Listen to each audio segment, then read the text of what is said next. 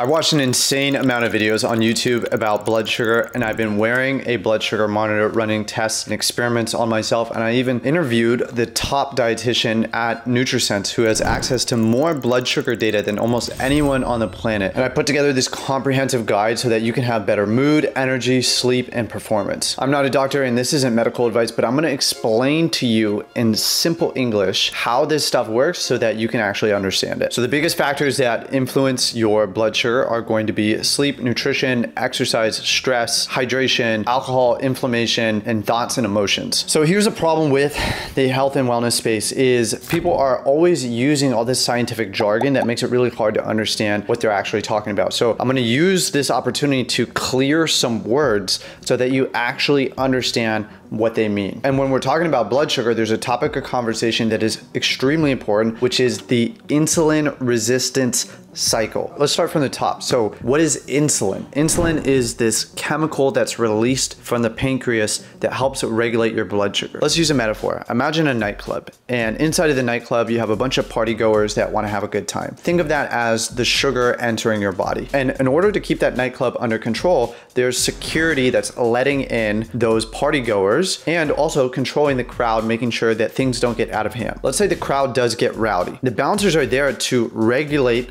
that party and make sure that it stays under control. But when it becomes a party that they can't control and there's a mosh pit in the center of the nightclub, the bouncers really can't do anything anymore. That's what happens with insulin resistance. When the cells in your body stop being able to process carbohydrates well, that's when we start to have issues. When blood glucose goes up, so does insulin, but then also so does insulin resistance. That's the insulin resistance cycle. It becomes this vicious cycle where our body can't manage our blood glucose as well as it used to be able to. So now the party is getting way out of control. So to radically simplify this, you can just think insulin resistance equals bad, unhappy body that's not working very well, that has less resilience. And then there's this term insulin sensitivity. When insulin sensitivity goes up, that means your cells are more receptive and they're working better at managing that blood glucose. So more security guards, more bouncers, they've gotten stronger, they've gotten buffer, now they have nightsticks, and they're able to do their job a lot better and keep that crowd under control. So when insulin sensitivity goes up, that's a good thing. That's a happy body. That equals more resilience. So now that you understand insulin resistance and insulin sensitivity, let's talk about the ranges and the averages that we want to see when it comes to our blood sugar. The most important ranges for our blood sugar that we want to focus on are fasting blood sugar, average daily blood sugar, average nightly blood sugar, and average recovery from peaks. I genuinely really wanted to make this video because this is just a video that I wish I would have had like 5 years ago to help wrap my mind around some of these confusing topics. And I wish someone would have just laid these things out for me in a very simple and straightforward way. Even though my blood work has shown that I have good blood sugar markers, I'm still in the process of increasing my carbohydrate intake a lot. And with those dietary changes comes fluctuations in my energy, sleep disturbances, and all these things. So I'm trying to manage this process as best as I can and learn for myself and share with you what are the most important and impactful strategies we can use to implement that will make our blood glucose response healthier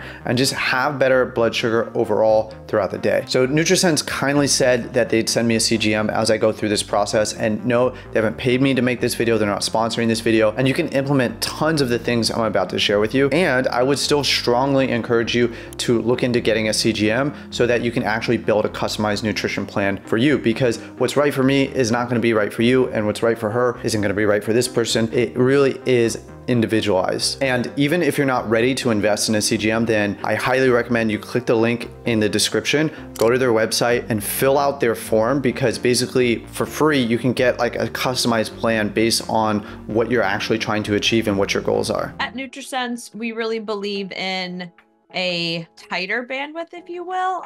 Really that optimal fasting glucose is between 70 and 90. And then as far as the average daily blood sugar, what's the ballpark there that we're shooting for? Yeah, we'd like to see it under 105. And that's also a pretty wide range. Your average could be 79, your average could be 103. I mean, that's when, again, it just kind of depends on the person. But yeah, on average, we want that baseline to be under 105. What do you think is the window for average nightly blood sugar? Again, we like to see that under 105, but will kind of depend on how long you're sleeping. The next thing I want to ask you about is this average recovery from peaks. I think I heard you say like 2 hours. Yeah, between 2 and 3 hours. Like our app, the metrics, like just because you have to have a time frame ending, we have what's called like a 2-hour delta. So we want to see where you are at the end of 2 hours versus where you started. Like you started at 85, 2 hours later, you're still at 100. That's a delta of 15. That's a 2-hour delta of 15, right? That shows to me that your body has not gotten you back down to baseline after your meal. And as I was getting deeper and deeper into this research, something that I started to realize as a trend was that a lot of the people were suggesting that I lower my carbohydrate intake if I wanted to have better blood sugar. But I've already gone down that road, and I was really trying to find a way where I could increase my carbs and still have a stable blood sugar. So that's one of the main things that I was trying to figure out, and that's what I asked Catherine. So let's assume we're not speaking to the population that's eating tons of processed foods and a bunch of junk. How does one achieve stable blood sugar levels without just going low carb? We can eat a lot of healthy carbs and not even be aware of the spike that it's causing in our glucose, right? Like you get the oatmeal spike, the sushi spike, the foods that have sort of a health halo to them that actually can cause. It's bananas. Yeah, bananas are the ones that do it for me. Right. Grapes, like, and, some smoothies, like, a lot of times people just don't quite understand, like, I thought this was so healthy. Why is my glucose spiking? You do not have to be low carbohydrate at all.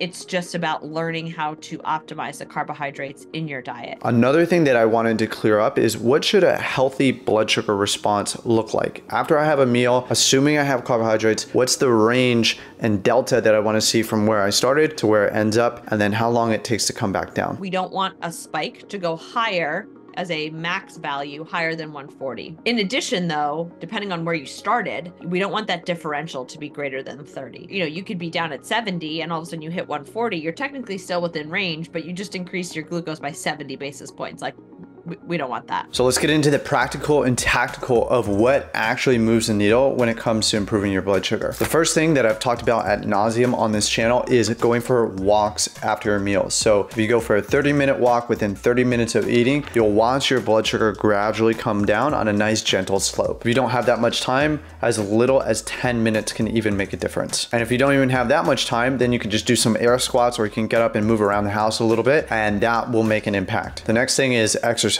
Most of the research that I found point to the fact that doing some type of cardio and strength training throughout the week can be the most beneficial for improving blood glucose. Not only can putting on more muscle help your body utilize that sugar better for the long term, but in each exercise session, it can improve insulin sensitivity for the next 72 hours. And by the way, I'll link up all the research papers down below in the description that I used for making this video. A study from the Journal of Applied Physiology showed that a exercise program with 170 minutes of exercise per week was substantially better than an exercise program of 115 minutes per week in terms of the body's ability to improve insulin sensitivity. And that's regardless of volume and intensity. If we're really talking about getting the biggest bang for your buck in terms of improving insulin sensitivity, then there was another study that showed that HIIT workouts were the most effective at improving insulin sensitivity. It really seems when you start exercising for more than 3 hours a week, you see a noticeable uptick in terms of the gains that you're gonna make from a blood sugar perspective. The overarching theme though is that exercise seems like one of the most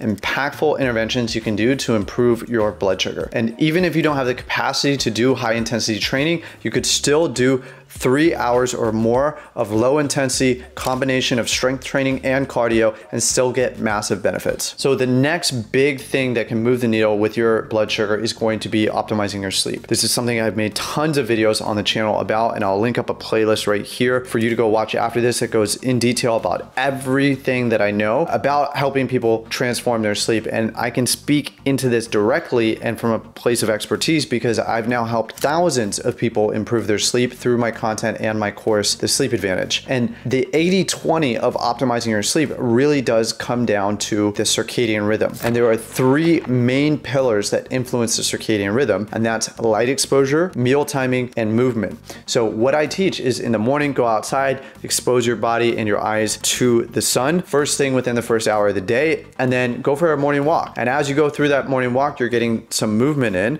which is going to bring your blood sugar down and set it for the rest of the day. And then having your breakfast, lunch, and dinner at the same time, or if you do intermittent fasting, having your meals at the same time, and then having an early dinner is going to improve your blood sugar significantly. Then blocking blue light, getting some red lights in your house to make sure that you're not messing with your body's internal clock through the artificial lighting is going to be a huge low-hanging fruit thing that almost everyone can do. A few more things when it comes to optimizing your sleep is definitely building a sleep oasis. So I'm in my bedroom right now, but at nighttime everything goes red, and I have an 8-sleep mattress topper, and I got bamboo sheets, and I got blackout shades, and my room in my house really is designed to get me ready for bed once the clock goes to 8:30. Everything shifts to red, and that sets the tone for, hey, it's time to wind down, which leads into the next idea is building a wind down routine that's sustainable and that's realistic for you, but it helps you down regulate. It helps you go from this high beta brainwave state where you're thinking, you're problem solving, down to an alpha state, down to I'm ready to go to sleep state. And the way that I teach people to do that is obviously getting off technology and removing the stimulus, and then doing some type of activity that gets you out of your head and into your body. For me, I talk about this thing called dojo, which is like a mind-body connection thing. You could do some soft tissue work or myofascial release, or you could do some meditation or some gentle breathing. Anything that's going to shift you from that activated state into a more relaxed state, from sympathetic into parasympathetic, is what we're looking to achieve with the wind down routine. Then I'm a big fan of magnesium. I personally take MagTech from Natural Stacks, and that's what I recommend to all my customers. It has 3 of the best different types of magnesium: magnesium glycinate, magnesium taurate, and magnesium threonate.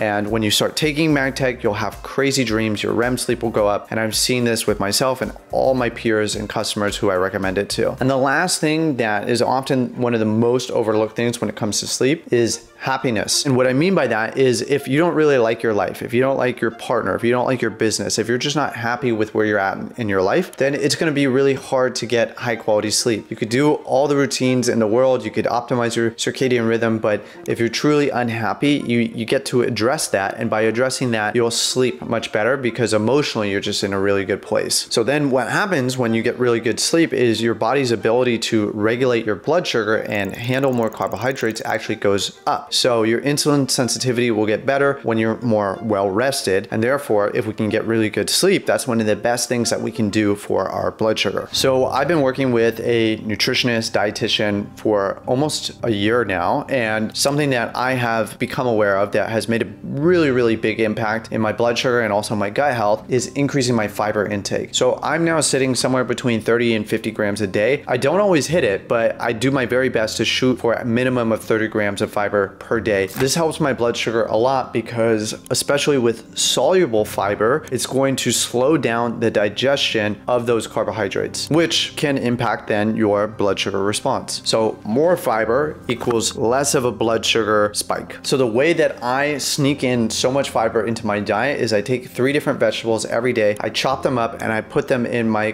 ground meat and I cook it all together. So no matter what, I'm always eating at least 3 different vegetables, but a big volume of them, but it's just built into the ground meat that I'm eating. So it's become a lot easier to hit those targets because as I'm increasing my carbohydrate intake, I'm starting to eat a lot more fruit, which also has fiber. And then I'm eating more starchy vegetables like sweet potatoes, and those also have fiber in them. So the combination of me doing the vegetables and the meat and eating more fruit and doing the starchy vegetables, all of that is helping to get me to that 30 grams per day minimum of fiber, which leads into another hack that I learned from the glucose goddess, which is something called the veggie starter. So if you eat your vegetables first and then you eat your protein and then you eat your carbohydrates, it's going to radically change that blood sugar spike, and it can reduce it up to 70%. And the way that this works is because that fiber goes in first and it aligns your intestines, and that's what helps slow down that blood sugar response, which also leads into another tip, which is to just never eat carbohydrates on their own. So always eating carbs with some protein or some fat or some fiber, and just doing that one thing alone can change how your body responds to it. So if you're gonna have a banana, have the banana with the peanut butter, or if you're gonna have the oatmeal, put some protein in it. And these little things can make a difference throughout the day in terms of how your blood sugar is going up and down. The next thing to consider is simple carbs versus complex carbs. So simple carbs are carbohydrates that just have 1 or 2 sugar molecules. That's how you can remember it. It's just like simple, which is just 1 or 2.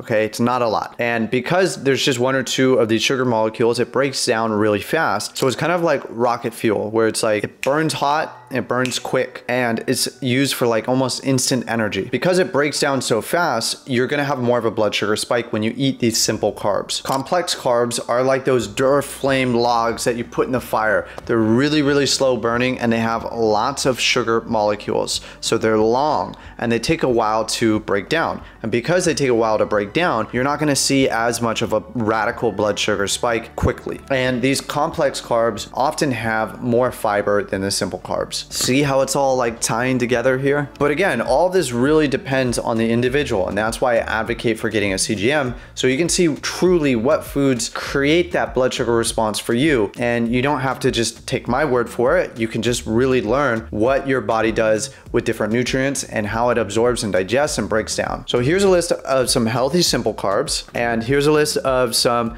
healthy complex carbs. And something to note for me specifically, this is what I learned wearing a CGM, is that even though we have berries in the category of simple carbs, what I learned is that my blood sugar responds much better to raspberries and blackberries than it does to blueberries. The reason why that is because raspberries and blackberries have more fiber. I just heard this stand-up skit where the guy was talking about how when we were growing up, everything was mindfulness. I'm just eating my food, mindfulness. I'm sitting on the toilet, mindfulness. I'm sitting at the bus stop, mindfulness, because we didn't have our phone to distract us. We didn't have anything to listen to. So we would just sit there. We just be with ourselves, right? And it's become quite challenging for me, and I observe others, to sit there and just eat their food. And one of the things that I notice is that when I can practice this mindful chewing, this mindful eating, it will make a huge difference in my blood sugar and also my digestion. I use this app called Opal that has blocked me out of all social media, and it's been a game changer for me. I highly recommend it. I've even changed the way my phone is laid out, so I'm way less tempted to use it. And I do my very best to either eat with others. While other people are eating, I want to be around them and, you know, converse and hang out. And when I'm on my own, I try to just sit there and eat, not listen to anything, not watch anything, not respond to anything, just eat. And this guy, Paul Chek, who's like the holistic health godfather, says to drink your food and chew your water. Something that you can aim for is 25 chews per bite. And by doing that, you're breaking everything down into more of a liquid, and you're generating more enzymes, and so you'll be able to actually process that food much better. And by nature of taking that much time to chew your food, you're also just going to eat slower, which is going to slow down the glucose response. Something that he also practices, and that I like to practice too, is to bless your food and give thanks to your food before you eat it. And by doing this, you can actually shift yourself into a parasympathetic and more relaxed state. And so while you're eating, just being in that state can actually change how your blood sugar responds. This is Paul Chek's prayer. Great Spirit, all that is, creator of my life, I thank you for the blessings of this food before me, for the life this animal has given, the plants grown in organic soil, and all the people, the farmers and growers, transporters, clerks, all those who have contributed to bringing me life in the form of preparing and cooking this food as recycling of love, light, and energy. I am most grateful for the love that weaves our lives together. I invite and welcome you into my being to be reborn through me for the uplifting and benefit of all beings as light, love, and positive energy. Aho. So that's what he says before he eats his meals. And I don't know if you need something that's that extensive, but you could just say, hey, thank you so much for this food. I'm so grateful for this food. I'm blessed for this food. Now it's time to eat. So something that was mentioned earlier as a part of a different category is worth mentioning again here, which is that meal timing can massively influence your blood sugar. So there's different times of the day where you're going to be more insulin sensitive. And for some people, if they go without meals for a long period of time, it will really mess with their blood sugar. Either they'll go really low or they'll get get more stressed and their blood sugar will go high. So having a regular feeding pattern is a great way to also regulate your blood sugar. And thankfully, by doing that, you're also going to help with your circadian rhythm. So believe it or not, the way that we think and what we feel can impact our blood sugar. The thoughts you think can trigger chemical and hormonal reactions that can affect your metabolism. So whether it's a fleeting thought or a long-term stress or trauma, that can keep our nervous system in a threatened state, which can keep us stressed, which can obviously impact our blood sugar. And out of all the things that could really throw off your blood sugar, stress is probably one of the biggest buckets. So one of the best ways that you can regulate stress is something that I've talked about again ad nauseum on this channel, is your breathing. So specifically to regulate yourself and to bring yourself from a stressed place down to a relaxed state of being is something called the 𝐑𝐄𝐒 method. So the 𝐑𝐑𝐄𝐒 method, I made a whole other video about that you can go watch, I'll link it up here, is all about nose breathing. So you shut your mouth and you breathe gently in through your nose and out through your nose, and you have longer exhales than inhales. You do this for 10 to 20 minutes and it will down-regulate you. It will shift you into that parasympathetic state of being so that you can be more relaxed through your everyday life. A lot of people are breathing through their mouth, and by breathing through your mouth, you're triggering that stress response. Because if you think about it, when you breathe through your mouth, you're really signaling to your body, hey, it's time to go, right? Like when would you be breathing through your mouth in day-to-day life? It would be when you're sprinting, when you're running away from something. So by chronically breathing through your mouth, you're keeping your system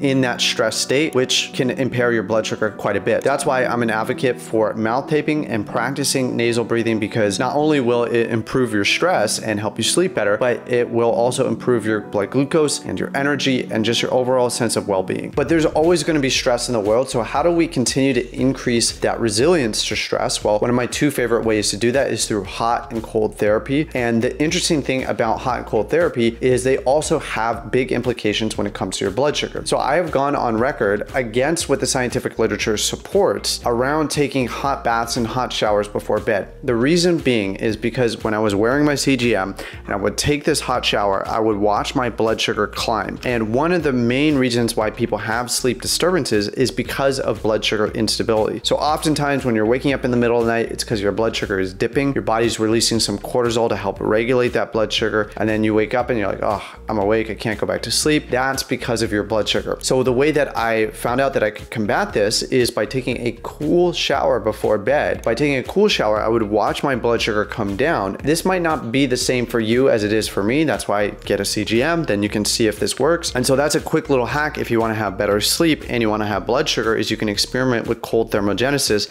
and see if that helps you. But from another lens, you can actually use cold therapy and heat therapy to increase your body's resilience to these stressors, because independent, these are both hormetic stressors where you do a little bit and it's good for you. It's a happy stress.